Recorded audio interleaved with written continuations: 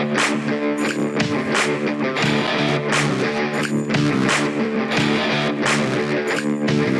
floor with cutting a hole in the saw, sort of like I do in mobile homes, cut in between the floor joists.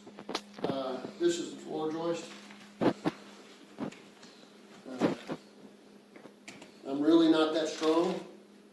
Sometimes I smell strong, but I'm not that strong. So it's been wet for a long, long time. And our job is to make it better.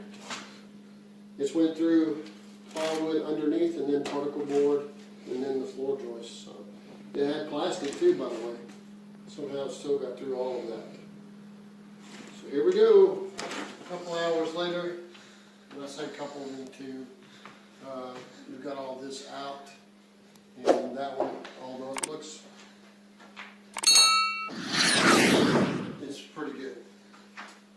And we're going to put new floor joists in.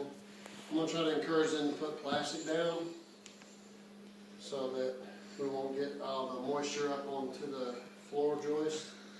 And I don't know if they want to put insulation for it. That would be a good idea. And then we'll put half-inch OSB down and then tongue groove flooring. Some of this area we'll have to cut the particle board, and we'll leave the plywood, the half-inch plywood. We'll cut this out because it's just too swelled up, like behind on this area here. It's all swelled up because of moisture. And we'll cut that out and put new in. And but this is what you can do in a couple hours, 2.5 hours. Plus talking with the guy who owns the place, who's thoroughly depressed and disappointed. What we're going to do now is continue to clean up and pick up